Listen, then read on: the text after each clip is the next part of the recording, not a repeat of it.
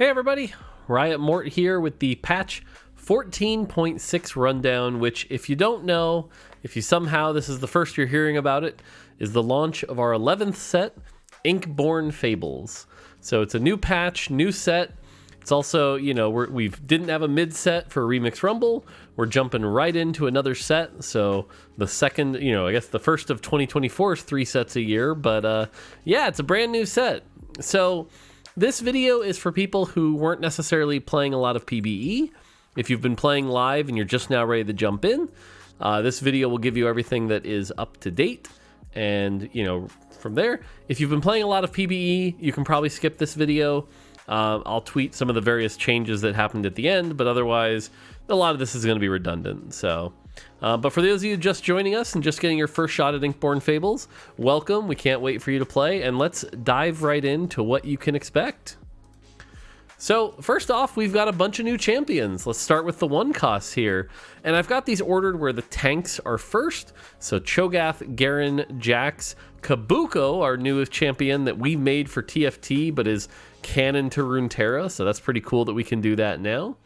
Malphite, Rek'Sai, and Yasuo are the tanks in 1 cost. So there's 7 1 cost tanks. A lot of frontline available in the 1 cost space. And then we have Ahri, an AP caster, Caitlyn, AD with that big sniper, kind of a reprint, Darius, who's actually a damage dealer that uses attack speed and AP, Kha'Zix, an AD champion that can jump to the backline, Kog'Maw, backline AP caster, and Sivir, a backline AD Ginsu's user. So definitely some fun 1 costs here, and we'll talk about the traits in a little bit. But 1 cost, definitely about setting up your comp. A lot of good frontline you can build off of to get started. In the 2 cost space, we only have Aatrox, Neeko, Shen, and Yorick on the front line.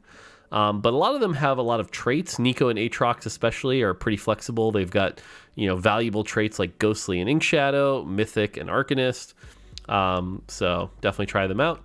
And on the damage side, we've got Gnar, who's an AD bruiser, Janna, an AP backliner with a little support, Kindred, a nice blue buff AP user, Lux, Shojin AP user, Kiana, an AD champion, uses attack speed, IE, stuff like that.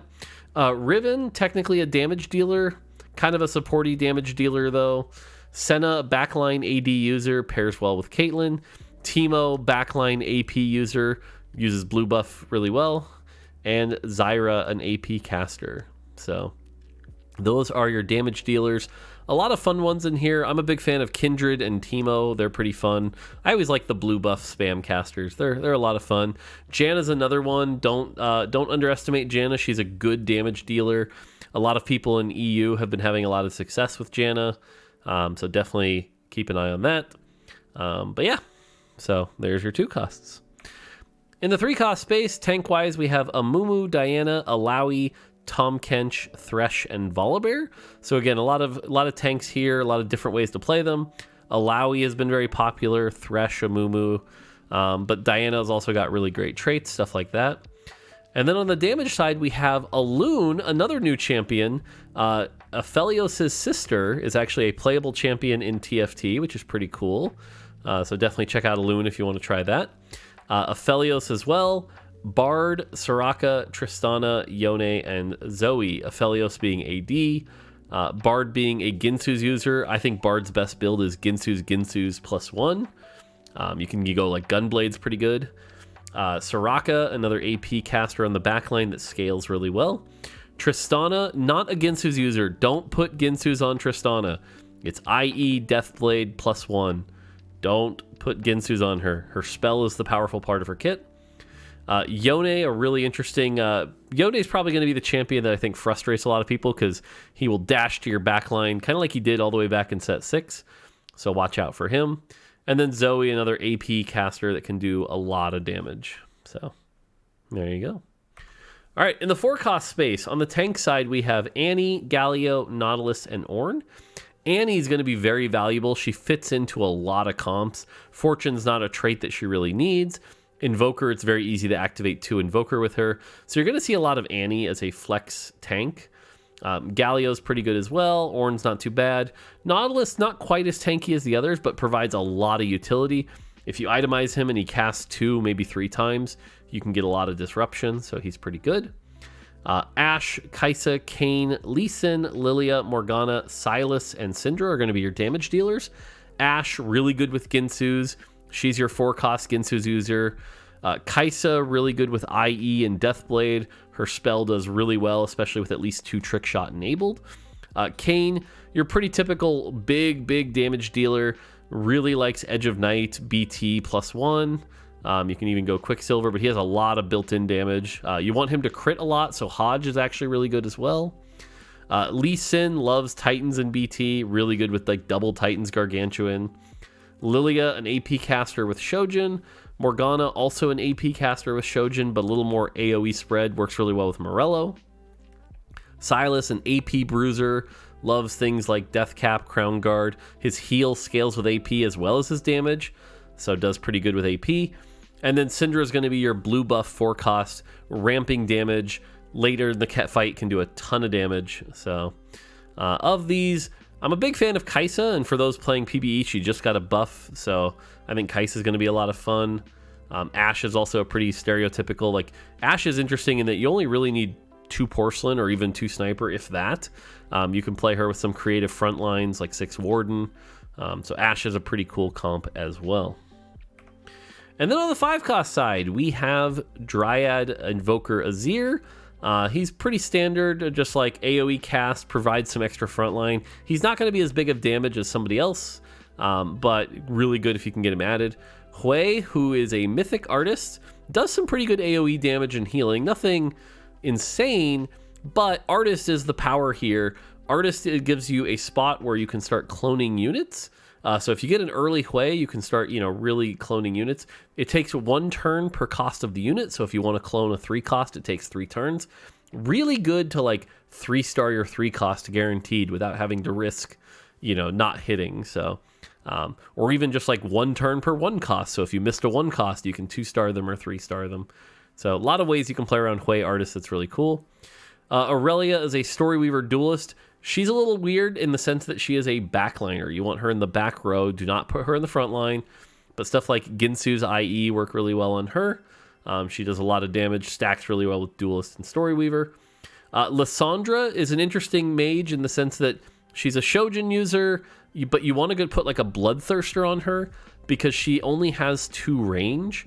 But if you kill with her, she's going to, put the enemies in a pot, and that pot can output golden items based on who you kill. So an early Lysandra can get you like a 3, 4, 5 item component advantage. So definitely try to play her early if you get her. Set is interesting in that he's a front line with 3 traits. But what's interesting is you put him next to 2 high HP people on your team. So maybe to your left, you have like a 3-star Kabuko. To your right, a 3-star Rek'Sai. And each turn, he'll bench press them. He'll squat them, or whatever you want to call it. And he'll gain permanent AD based on their total HP and how much he's lifted. So the more HP they have, the more AD he gains.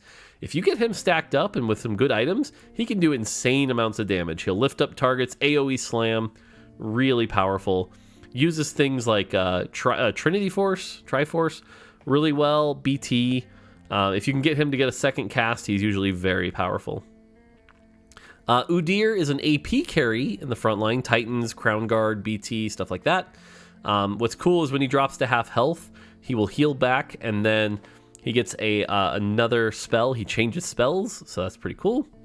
Definitely gets on your backline surprisingly easily, so it can be very disruptive, and ends up being pretty tanky with Behemoth. Wukong, the Great Heavenly Sage. Do not underestimate this champion. Sometimes he won't top your damage meter, although sometimes he will. He does some cool stuff. But the thing is, his Heavenly bonus is a lot of attack speed. You put him in with 1 other Heavenly, your team just got 15% attack speed, which is a lot for just throwing in a champion, on top of the fact that he's pretty good with AD items like Bloodthirster, Edge of Night, IE, Titans, so he can do some cool stuff. And then finally we have the lovers, Xayah and Rakan. Now what's interesting is they're both Dragon Lords, but if you put this unit, you buy them both together, if you put them in the front 2 rows, it'll be Rakan, who is an altruist and uses AP items to do some big AoE damage. But if you put him on the back line, it's Xayah, who is a trick shot and uses AD items well. And what's cool is, like, let's say you're playing Xayah, she'll cast her spell, and then Rakan on the side will heal the team. So they each cast and help both sides. Rakan, he'll do the AoE explosion, and then Xayah will throw some extra AD feathers. So it's pretty neat, and allows you to play it pretty flexibly based on what items you have available, which is cool. So yeah, there's the champions. A lot of cool new champions here. I've got some personal favorites, things like Teemo, Lissandra, Kai'Sa, stuff like that. But yeah. All right, on to the traits. Heavenly. So if you remember something like Guild, Heavenly's pretty similar, where the more Heavenly you play, the bigger the bonus is, and each champion provides a different stat. So for example, if you're playing Kha'Zix and Malphite, your team has 10% more crit chance and 8 more armor and MR. Now the other thing is that's different than Guild is as you star them up, this bonus will go up a bit as well. So for example, Kha'Zix is 10 crit, but if it's 2-star Kha'Zix, it's 12 crit. And if it's 3-star Kha'Zix, it's 15 crit. So if you can somehow get like everything 3-starred and 7 heavenly in, it can be a lot of extra stats.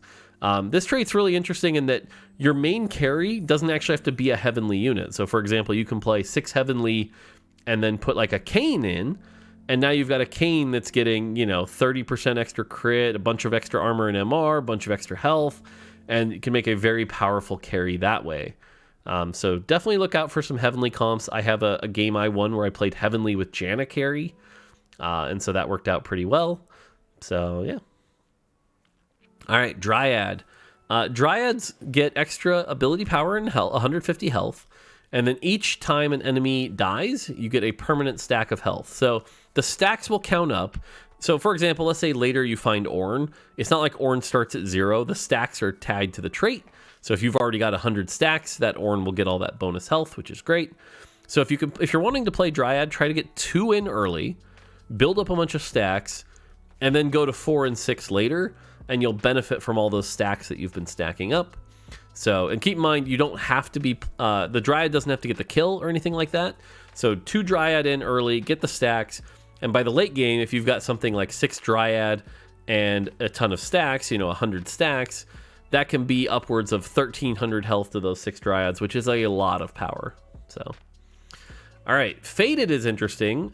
Fated, the way Fated works is, let's say you play 3 Fated. You have Ahri, Yasuo, and Kindred. No matter how many Fated you have, you need to pick who is the Fated pair.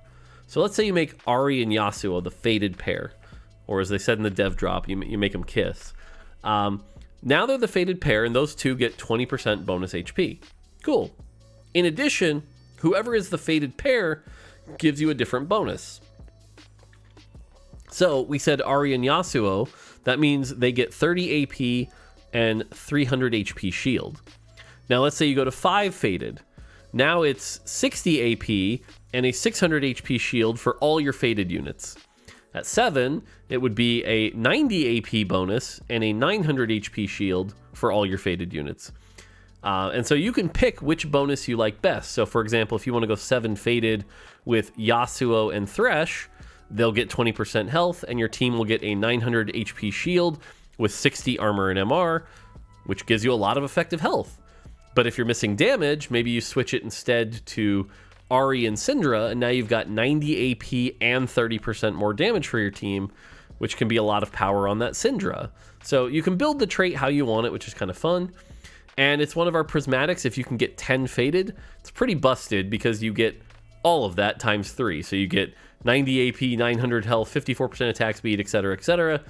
It's a pretty wild prismatic if you can get it. I haven't seen it lose yet, really, so it's a good one. All right, skip Fortune for a second. Ghostly. Ghostly is interesting in that for every Ghostly unit in, after a little bit, they will release 2 ghosts. From that point on, they'll heal 2% of their max health every 2 seconds, which will help them stay alive. Really good for people like Shen and Alawi, even Kayn a little bit. And then those ghosts will go to a target. Now, let's say those 2 ghosts go to an enemy Amumu, and I have 2 Ghostly.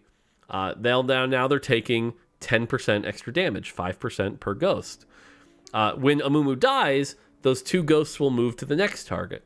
So in a way, just running 2 Ghostly can be like a 10 or 20% damage amp based on where those ghosts are to the target you're killing. Now, where this gets crazy is like, let's say you're running 6 Ghostly. That's 6 units that can each make 2 ghosts. That's 12 ghosts. So the final thing in the fight can, take upwards of, 240% damage, which can get pretty wild. But because it is distributed, it's not quite as powerful as that sounds. But it's basically just a lot of damage amp that really scales up as the fight goes on and those ghosts converge onto the same target. So pretty neat comp. Alawi's a really good tank. Kane and Morgana spread it really well. So definitely something to try. Dragon Lord. If you remember Tempest, Dragon Lord is a lot like that, but some minor changes. After 8 seconds, you'll see this big dragon strike on the board. It deals true damage to all the enemies and gives all your allies attack speed for the rest of combat. Now, 2-piece gives you 12% attack speed, 3-piece 18% attack speed, 4-piece is still 18% attack speed, but now you also get a stun for 1.5 seconds to buy you time. And if you can go up to 5-piece, that attack speed shoots all the way up to 45%, which ends up really good. So 5 Dragon Lord I think is very good if you can get that going. Speaking of things that are really good, Porcelain. Porcelain's interesting, kind of like a boiling teapot, where after they cast their spell, the champions boil, gaining some attack speed and taking less damage for 4 seconds. 2-piece, it's okay. You get a little attack speed for 4 seconds. A Mumu takes a little less damage. It's kind of nice. 4-piece, really good. Really good. So if you get an early Porcelain emblem, and you can play this early around Ashe and a Mumu, and run like 2 Porcelain, 2 Ward in frontline, 4 Porcelain with 2 Ward in frontline can be really good. 35% rest damage is nothing to sneeze about. Now, 6 Porcelain, this is where it jumps up. 6 Porcelain honestly might be a little too strong. But telling you now, if you can get 6 Porcelain, you're in good shape. So, and Porcelain is a buildable, so if you can pull it off, but you do need the Lysandra, you need 2 emblems, but if you do it, 60% reduced damage, pretty powerful, and 125% attack speed. So, all right, Fortune. Fortune is back, but with a twist. Now, if you're used to something like Underground or Heartsteel, Fortune might not be for you. Fortune's a little harder than that. You can't just play it and get free rewards. The way Fortune works is you need to loss streak, and the bigger your loss streak, the bigger the payout. But unlike previous Fortunes where you had to win to cash out, what this one does is there's a dice roll. And so let's say the dice roll's a 5. You need to lose 5 times before you can cash out. Now, let's say you lose 4 and then win 1. You'll still get some rewards. They won't be as good, but you're trying to lose as many as you can. Now, you get to 5, you have a choice. Take your 5 loss streak rewards, or roll the dice again and keep going. You could roll the dice again and keep going and get like a 2, and it'll say do it for 2 more turns. Or you can be like me and end up with a 6, and now you have to go 6 more turns, and if you don't have the health, you're not going to be able to get your rewards in time, which can be rough. So it's a little less control than previous versions, but something to help you is if you can get to 5 Fortune, you can heal 3-player health every turn. It's better than Metabolic. It can keep you alive, so you can reach that big cash out. Now, if you get 7 Fortune, things go crazy. You start getting a bunch of gold a turn, big rewards that you can push. 7 Fortune's one of those like, good job, you're in a great spot. And who knows, maybe Fortune has something even a little bigger than that if you go crazy. But yeah. Now, to share with you, here are the actual Fortune tables. I'm not going to necessarily read them all over, but basically you can think of these as like the loss streak breakpoints. So, for example, if you 5 loss, you might get 2 components, or a Thieves' Gloves and 2 gold, stuff like that. If you 8 loss, you might get 2 completed anvils, a 5 cost and a 4 cost, or 5 components, stuff like that. So these are the official tables, and this is like kind of like the 0 to 9 loss stuff, the stuff that's pretty standard, not too hard to get. And then we jump into like the 10 loss plus stuff where things get a little crazy. I definitely had a game where I hit the 3 ZZ Rot portal and 5 costs. So that's a fun cash out. Got some pretty cool frontline there. There's some fun ones in here. 2 Tactician's Ground and a 2-star 5 cost. If I've also seen the one I got that was really fun was the every Thieves' Gloves. So you get a Thieves' Gloves plus Golden Remover, a Radiant Thieves' Gloves, an Ornn Thieves' Gloves, a Support Thieves' Gloves, and 4 5 costs. I had fun with that one, was able to win. But there's some even bigger ones. Some people have seen the really interesting one. Where is it here?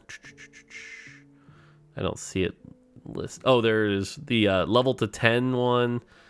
There's also a mystery gift one. Oh, there it is. Sorry, the Orb 11. Gain +1 of every non-unique trait. You get this thing called the Hex Core that gives you +1 of every trait you've got active that's non-unique. So that's a pretty cool one. And then all the way down at 14 loss here with 250, there's a mystery gift. I won't spoil it, but there's some fun stuff there. So see if you can get any of these big cash outs. They're pretty fun. Cool. All right, Ink Shadow. Ink Shadow is another fun trait. If you play, it's kind of like some of the old item generation ones before, like Zon, but they're actual items this time. They do take up an item slot. But if you play 3-piece, you get an item. If you play 5-piece, you get another item and 5% more bonus damage reduction and damage done from the Ink Shadow units. And then 7, you get 2 more items for a total of 4. Now, one of the cool things with this trait is from the start, you can check the tooltip and it'll tell you what items you're getting. It's always either offense, defense, and 1 of each, or defense, offense, and 1 of each. But it'll be random. So some games you can see here it starts with Fury. Some games it might start with Protection. Who knows? But you'll be able to look. And so if you really want a particular one, you can check to see if it's there. And if it is, go get it. So far on live, what I'll tell you is for now, probably stay away from 7 Ink Shadow. I don't think it's very good. It probably needs a buff in 14.7. But 3 and 5 are very good. 3 especially is a really good opener. You're going to start up an item, which is pretty good value. 5 is actually pretty solid as well. But 7 usually ends up not worth it right now. Just calling it out. We know. But yeah, some cool items here as well. The core stats help you know who to put it on. So Tattoo of Protection, Tattoo of Force, Tattoo of Vitality are tank items. Fury, Toxin, and Bombardment are damage items. Generally, Bombardment's the only one that you can't put on an AP user, but most of them are AD carries anyway. Senna, Kaisa, stuff like that. So, yeah, try them out. All right, Story Weaver. This is a fun one. Story Weaver is our summon trait this time, but every other time we've done a summon trait, we do a big thing in the front line. Not this time. Kale's in the back, and Kale just auto attacks like she always does, because that's what Kale does. But when you put in the 3-piece, you'll be given a choice between red, blue, and green. Red is attack speed for your allies, blue is AP for your allies, and green is shred for your allies. And it's 30% shred, which is really good. So I think 3 Story Weaver, very valuable based on what you need. If you can slot it in, it's usually pretty good to do so. 5-piece, you'll have to choose, what do you want your Kale to specialize in? Red or blue? Red is attack speed, blue is a big spell cast. Now, to try to save you some balance things, red's probably better right now. Stick with red. You can try blue. Right now, I think blue's on it needs a buff next patch list, but give it a try. And then at 7, you get even more attack speed with red, or with blue, you get a really big cast, which is, again, Or you can pick green, which is utility, which summons. Now, green can be good in certain cases. Let's say you have a really strong 3-item Galio with Gargoyle, Redemption +1, and you know that thing's going to die first. Having the Kale be able to revive that Galio again so that your Ginsu's Aurelia in the backline can go even longer, pretty good actually. So green is not that bad. Red's the easy option. Blue, a little more narrow right now. I probably wouldn't go blue. Now, if you can get 10 Story Weaver, that's one of our Prismatics, you probably win the game. She ascends, won't spoil what that does, but TLDR, it's very powerful. I managed to hit it once, and yeah, you kind of win. It's pretty good. So see if you can get your Kale to ascend. Umbral. Umbral is a really good trait. It took a while for it to take off on PB, but now it's in a really good spot. 2-piece gives you these moon tiles that anyone who stands in them gains a 200 health shield, which plus 200 health for your team for a 2-piece. Not so bad. And any Umbral units in it will execute with a 10% execute, which is good. 4-piece, this jumps up to 500 health, and you get some more hexes, so your positioning's not as wonky. And your execute goes up to 18%. For Umbral, very good. For Umbral, you're going to see a lot of, especially early, when that flat health shield value is really good. So Darius, Yorick, plus a Yone +1, let's say you get an emblem. Umbral's really good early. 6 just gets rid of the tiles and says your whole board is illuminated, which means you can position wherever you want. And the shield shoots up to 1,000. That is a lot of flat health, which is nice. Little harder to play, especially without a +1. I don't think 6 is quite as good as 4, but definitely try it out. And then if you can hit 9, the execute shoots all the way up to 40%, which is massive.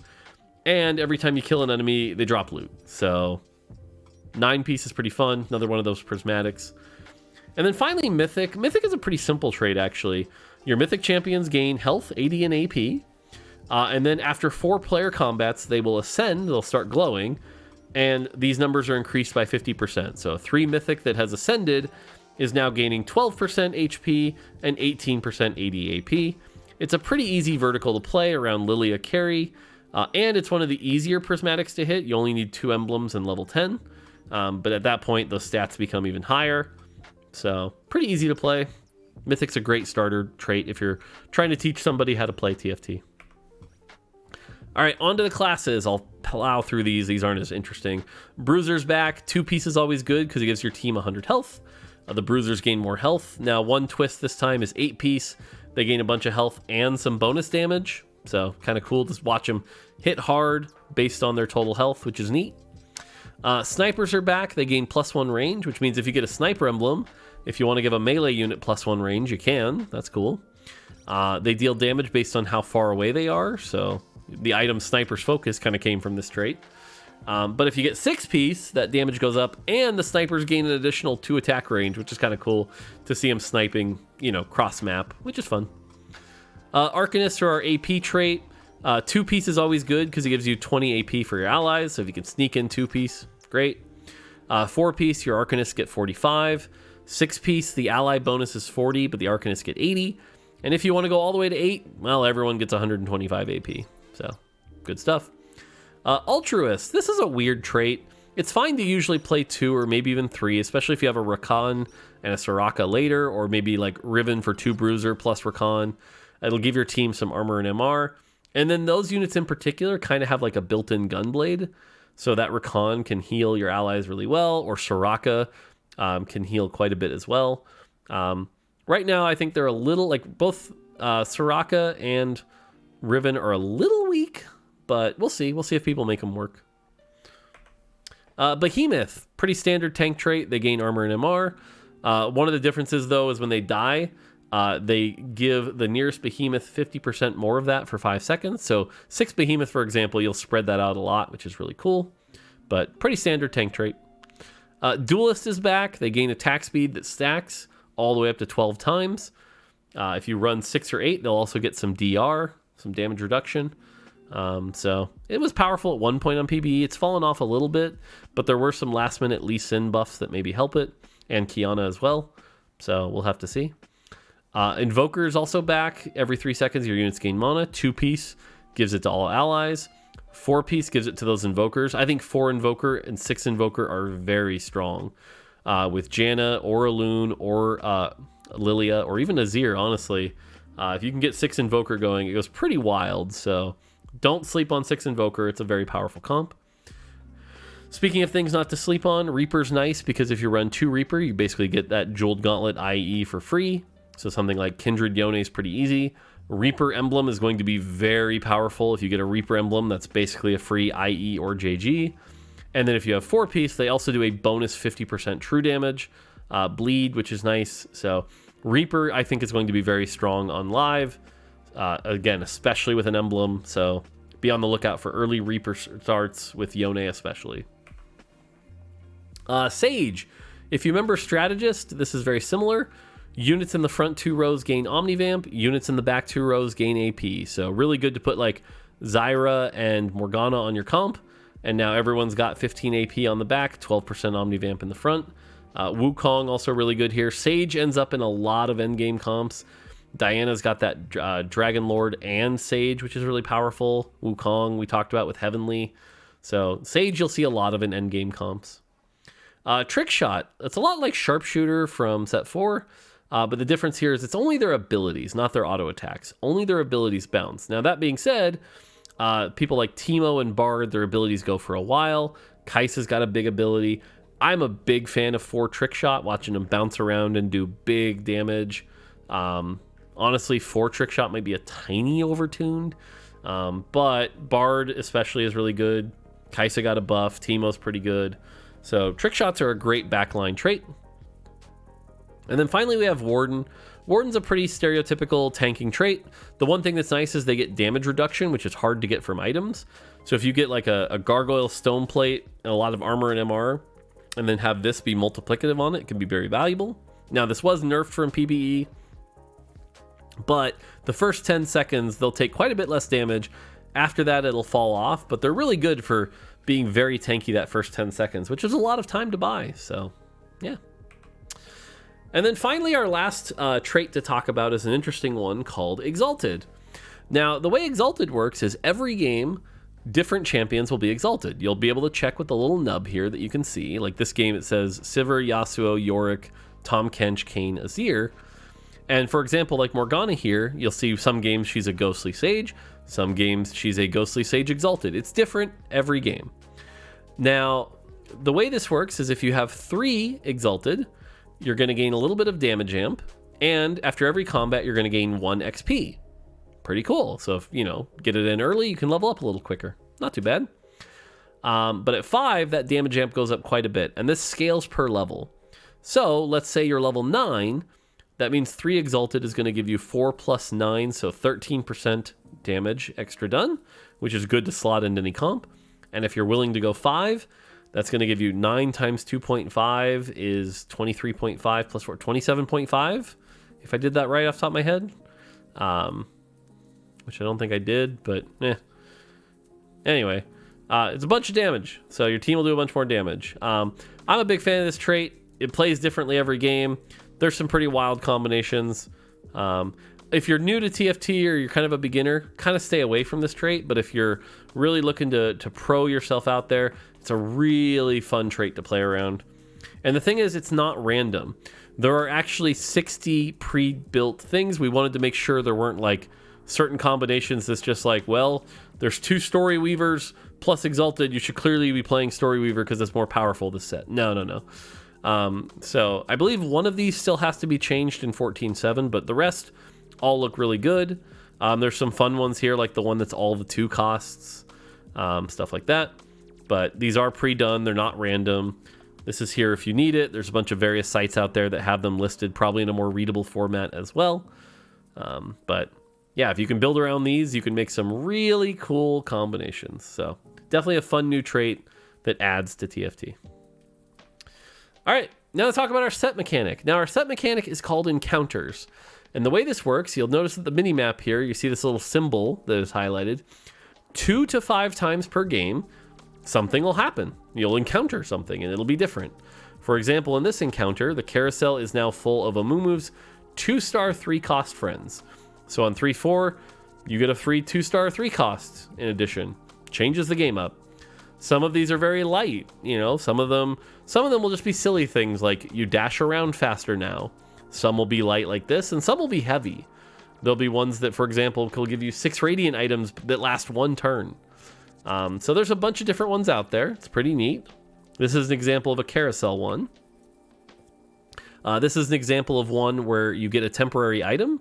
In this case, it was Redemption, and it lasts for 3 turns. So you can play around that. Some fun ones I really like are the ones that move the augment rounds as well. So I think it was a Nico that had a game where all 3 of his augments were in stage 2. I had a game where I didn't get my first augment until 4-2. So definitely some cool things that can happen. And it's nice because it makes every game a unique story. Every game you're going to have to be adaptable to the different circumstances and play things. And that's, for me, that's what TFT is all about. So I'm a big fan of encounters so far. I don't know. I really enjoy them. And some of these encounters can do some really wild stuff. Now, there's a nub at the top left of the screen that you can click to see what the encounters are. So for example, we can see this game had Wukong that I talked about, gained 6 radiant items for 1 round. And then there's even some really wild ones here, like Kayn, who at 1-1 shows up and tells you at 5-4 the game will end. And so you know this is a game that has high tempo, and at 5-4 it's just over. And so your placement at 5-4 is all that matters. You want to try to win streak, and it changes the game up a bit. Another fun one out there is Zoe, that makes it so there's no even levels. You just go level 1, 3, 5, 7, 9. So you fast 9 that game. It's pretty interesting. But yeah, there are a lot of different encounters. Let us know what you think of them. Let us know what your favorites are. Let us know the ones you don't like. I've got a couple I don't like, so, you know, everyone's got their favorites. Now, normally in these rundowns, I would tell you everything, but specifically with encounters, we want you to, at least for the first week, kind of just enjoy it and be surprised. I'm not going to spoil them all here. I will, in about a week or two, post them all. Not to mention, I'm sure various other sites have them all out there. If you really want to find the information, it is out there. But from our end at Riot, we kind of just want you to, like, be surprised. Games are about having fun a little bit, and we're gonna let this one sit and not tell you everything right now. Hopefully that's okay. Let us know what you think. We're trying it though, but encounters, we'll see what happens. All right, as far as existing stuff, there are changes to existing things. Portals. There's a few new portals. Champion Conference. Gain a champion that fits your team every stage. Gold subscription, which is like loot subscription, except you always get gold. Some different amounts, sometimes like 2 or 3, sometimes like 20. Can be pretty crazy. Gold start the game with 7 gold. Really good if you like getting interest. Anvil buffet. This is great if you like always getting your best in slot, because you'll always get anvils instead of random components, which will improve the likelihood of getting your items. Wandering vendors. This is an interesting one where you get a training dummy with 2 permanently attached support items. So you're always playing around that. And then probably the least popular of the new ones, Lethal Legends. Deal +1 combat damage when winning. Definitely rewards tempo. It's a much more high-tempoed game. Portals we got rid of. Multi-talented and Showtime. Makes sense. There's no headliners. Training dummy. A unit accelerator. Bedge. Augment payout. Item payout. And treasure armory and loaded carousels. We like those too, but the encounters take up some of the same space. Felt silly to overlap those, so those are gone for now. We'll probably be back in a future set. And then finally, a few name changes. Golden Symphony has been renamed to Golden Gala. Prismatic Symphony has been named to Prismatic Party. And Crescendo has been renamed to Ascending Augments. A little less music themed, that's all. So otherwise, not too much in the portal space, but who knows what we're still cooking up. All right, augments. Augments, we basically went through and kind of shuffled a bit, right? Some went away, some we like. Like I'm personally very sad that AFK is gone. That is one of my favorite augments we've ever made, but it'll be back someday. And then we added some new ones. So you can see here the list. I'm not going to go over them all, but they've been, removed and what's added. As far as what ones have added, we've brought back some classics, things like Band of Thieves, where you gain a Thieves Gloves, or Triforce, where your tier 3 champions gain 100 HP, 10 starting mana, 10% attack speed. As far as new ones, Find Vintage is one to look out for. I think players are thinking that one's really popular. Who knows, that might become gold someday, we'll have to see. Or Golden Remover is a fun one, where you get a golden item remover that basically has infinite uses. So you can actually always use it to make sure your items are in the right spot all the time. So that's a fun one. So a couple cool ones. Over Encumbered is also another really good one, where for stage 2 you only have 2 bench slots, but if you're willing to do that, you get 3 item components, which for a silver is 1 over budget, which is pretty good. So all right, on the gold side, again, I'm not going to sit here and read them all. There's a couple new ones that are just generic new ones. For example, like Epoch here in the middle, which now at the start of each stage gains 6 HP, XP, and 3 rerolls. And that happens at every stage, which is kind of cool. But we also, now that headliners are gone, we're back with our crests. So for example, Arcanist Crest, gain an Arcanist emblem and a Lux. These are back and will help you hit those key verticals. I think a lot of these plus ones are really good. Things like Reaper, like I mentioned, are very powerful. Yeah. And then we also have trait-specific augments. So for example, Boiling Point here, porcelain units' basic attacks restore 5 mana on hit, while boiling basic attacks also burn and wound, gain a Lux. So you have those trait-specific ones like we've had before. And then finally, the other thing that's back here is a few hero augments. Certain champions have hero augments that are available. For example, you can see here we have Lucky Paws. Gain a 2-star Kobuko. Your strongest Kobuko spell does 300% damage, and if he kills an enemy, they drop gold.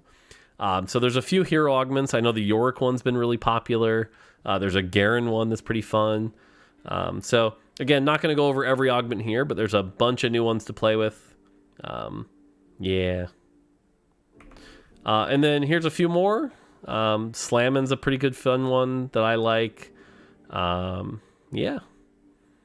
And then, Wandering Trainer 2 is really good. I think if you're willing to take Wandering Trainer 2, it's really powerful because you might get +1 emblem and still get another one later, which is really good.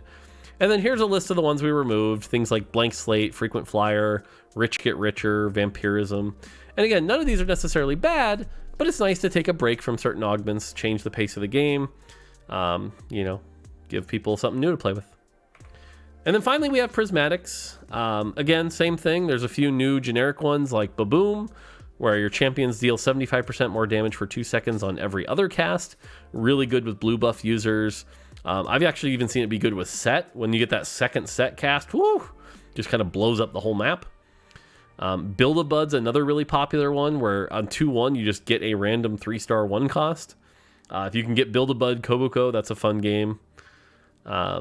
And then we have the crowns are back. So you see like Duelist Crown, gain a Duelist Emblem, a Giant Slayer, and a Kiana. Yeah. So a bunch of new augments here. Trash to Treasure is probably one of my favorite. It's like a take on What the Forge, where you can actually pick what items to keep and what ones not to. So if you want to keep that Jeweled Gauntlet and then put something like a Zanya's on, you can. Pretty fun. And then you see the ones we removed. Binary Airdrop is gone. Really powerful this set and just needed to break. Cruel Pact, Cursed Crown, Determined Investor, Endless Hordes, Hologram, Talent Search, Wellness Trust, What the Forge. So yeah. A lot of new augments, though. Keeps the game fresh. Augments continuing to live, be their worth ever since set 6. Pretty happy with augments. All right. One other one I wanted to talk about here. If we go back here, there was an augment called Call to Chaos. And it says, randomly gain a unique bonus. This only appears on 4.2, and you have no control over it. But if you're willing to embrace chaos, you might get something very powerful. Now, these are all a little over budget for a Prismatic, but the thing is you have no control. So you might get 66 gold, which, again, very good compared to like Hedge Fund. But if you already have a bunch of gold, maybe not that valuable. You might get 70 XP or 40 rerolls that don't expire. And if you have a weak board and you get 40 rerolls, that's not going to help a ton. But you also might get a training dummy with 2 lockets or 3 snipers focus. Or a really fun one here, but can also not fit your comp, is a random 3-star 3 cost. So the game might just be, here, have a 3-star Volibear. Deal with it, And if you're in the middle of an Umbral comp, maybe that sucks, Probably one of the cooler ones also is you get 4 random emblems, but no duplicates. So you just might get +1, I don't know, Storyweaver, Umbral, Behemoth, and Bruiser. Good luck. But for a Prismatic, that's kind of fun. So Call to Chaos is a really cool augment. And who knows, if we like this augment, we just add more options to it someday. But it's a fun augment. All right, on the system side, not too much is changing. For those who have played PBE, one thing we did do at the last minute here is we put the level 8 to 9, 8 less than it was on live. So it'll be a little easier to go 9 than it was from live or the end of PBE. We just do want players to be able to hit 9 most of the time. 10 is supposed to be the big chase thing, so making this a little easier. The other thing is for level 7, we've lowered 2 cost, raised 3 costs. This has been on PBE the whole time, but this is so that level 7 is really where you're supposed to reroll for 3 costs. And then level 8, we've bumped up 4 costs to make you a little bit more likely to hit at 8. We still want you to not be chasing like a 3-star 4 cost at 8, but you can be able to get a 2-star. And then the odds of seeing a spatula on the carousel have been reduced slightly, so you won't see quite as many spatula carousels as you did in Remix Rumble. Finally, item changes, and there's only 2 to talk about here. The first is that Zerat Portal, which was a support item, used to spawn it at the start of combat, which was weird. Now it actually spawns it right away. You can actually position it and place it. It's basically like an extra unit you can position. So just a bit of a change to how Zerat Portal works. We also buffed its scaling a bit, so it should be much better in the late game. Overall, it should make Zerat Portal easy to position around and easier to play, which is cool. And then finally, something that's been a long time coming, Tactician's Crown. Your team gains +1 size, but it has stats on it now, which means not a lot of stats, but you should equip it because who knows, 33 health might make the difference. You never know. So equip your Tactician's Crowns. They do something. Stats are good. Sweet. And there you go. that is patch 14.6. Ranked ladder resets.